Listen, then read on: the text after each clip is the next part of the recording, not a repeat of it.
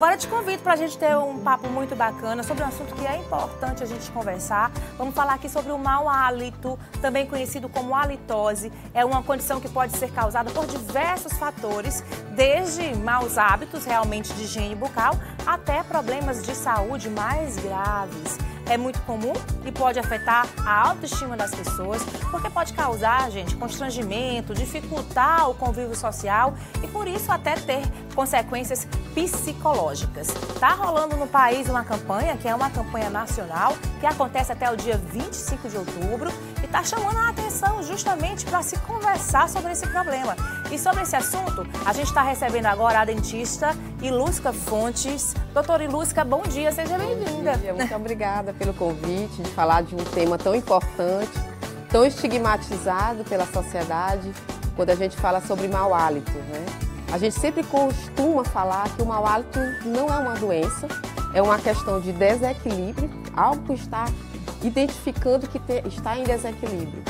E que o tema da campanha é justamente esse sobre mau hálito. Ele é invisível, silencioso e devastador, justamente para a gente chamar a atenção que as pessoas que têm essa queixa, elas se isolam socialmente, elas têm uma questão de introspecção, tudo isso por receio de ser rejeitados.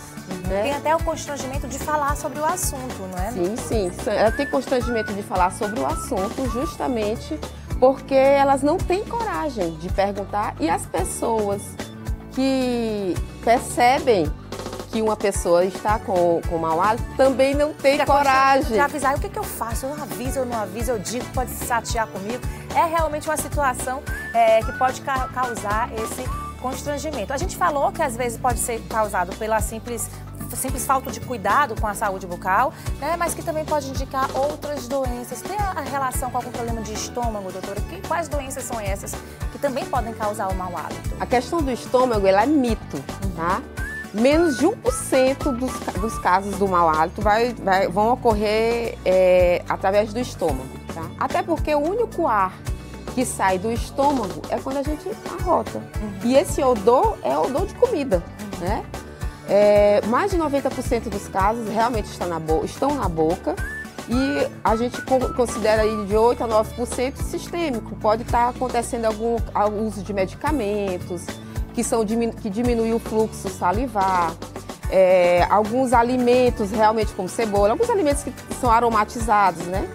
E também as questões otorrino, que a gente tem aquelas pessoas que têm um gotejamento posterior, que fica o tempo com pigarro. Aquele muco, ele é uma proteína.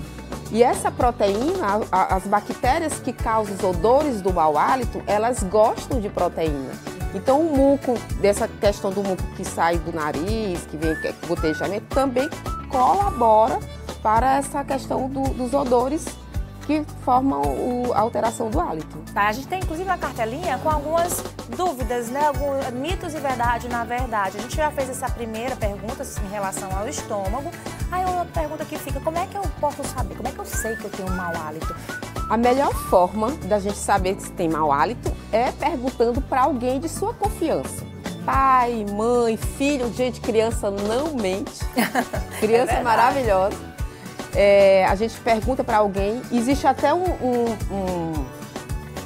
trabalho da ABA, que é a Associação Brasileira de Halitose, que tem abha.org.br, que tem o SOS Mau Hálito.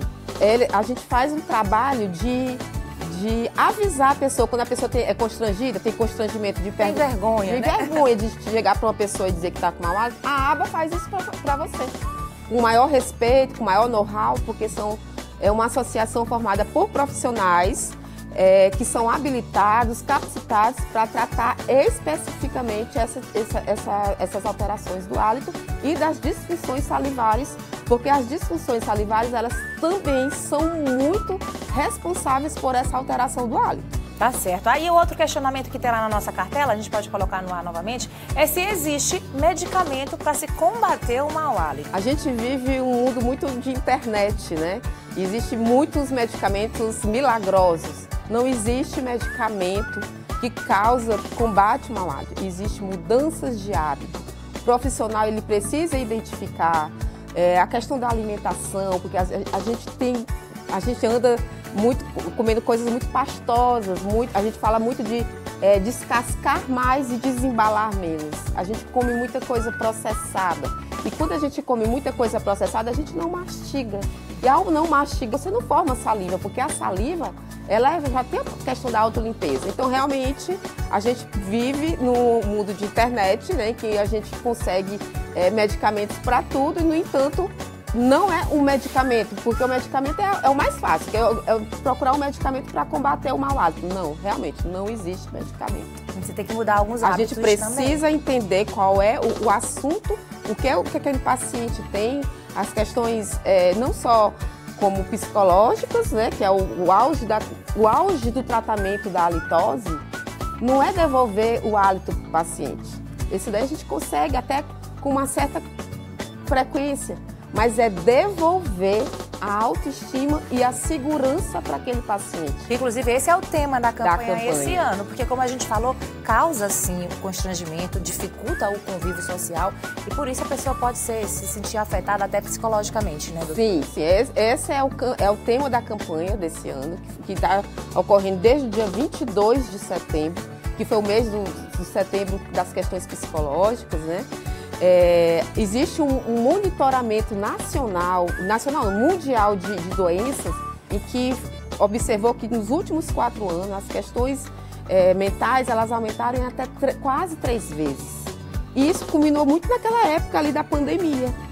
Então, assim, a gente quer levantar que essas pessoas, para identificar com elas que existe tratamento, procure um profissional habilitado no tratamento das alterações do hálito, que com certeza existem ferramentas que vão devolver a segurança desse paciente. Tá certo, doutora Ilúcia, adorei aqui a nossa conversa, às vezes é um assunto que passa até despercebido, a gente não costuma falar tanto, mas é super importante, que pode ter consequências sim mais graves, e é muito bom a gente esclarecer e procurar um profissional para identificar o problema, né? Obrigada pela sua participação, foi ótima a nossa conversa. Tá aí, gente, mais uma dica de hoje aqui no nosso Tem de Tudo, lembrando que essa campanha vai até o dia 25 de outubro, mas a campanha chama a atenção para o assunto que a gente deve fazer parte, colocar esse assunto no nosso dia a dia, realmente fazer parte dos nossos cuidados cotidianos.